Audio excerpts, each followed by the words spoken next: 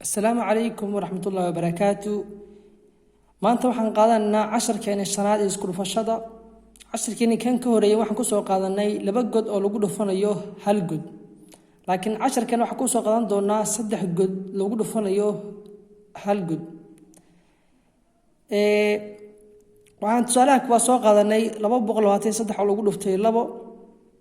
marka waxaan u shaqeynaa jadwadkeena xisaabeed ee qaabka isku darid ayuu loo shaqeynaa in lagu xaliyo isku dhufashada. oo ardayga bilowga markuu yahay ay u fududahay inuu qaabkaas ku fahmo kuna xaliyo. hadda waxaan ugu horeeya laba lagu dhuftay saddex. waxaan soo sheegnay tirada hoose ama labada tirada hadda labada ah in ay ku dhacayso tirooyinka saddexda ah. saddexda kor mid kasta ku dhacaysa. marka hore saddexda ku dhacaysa, marka labada saas ugu dhacaysa.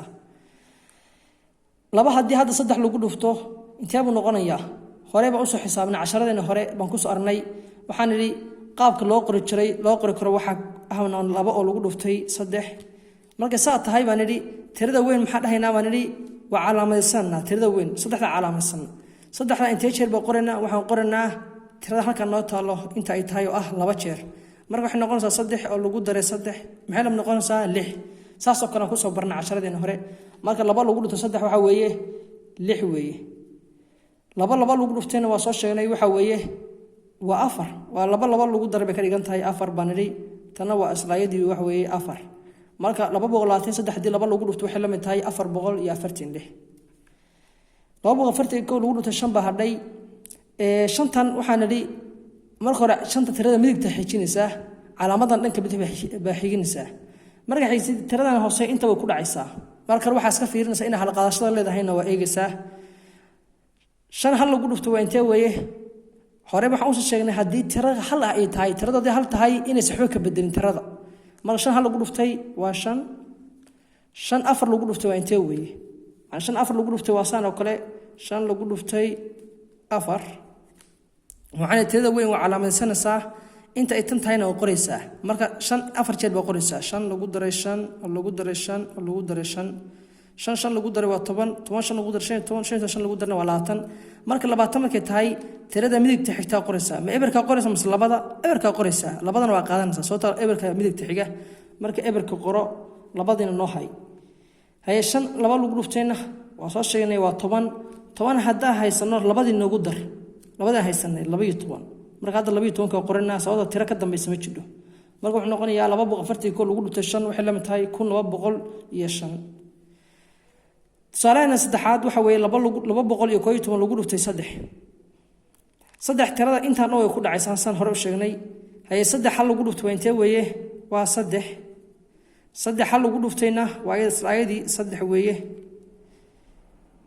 saddex laba lagu dhuftay waa intee?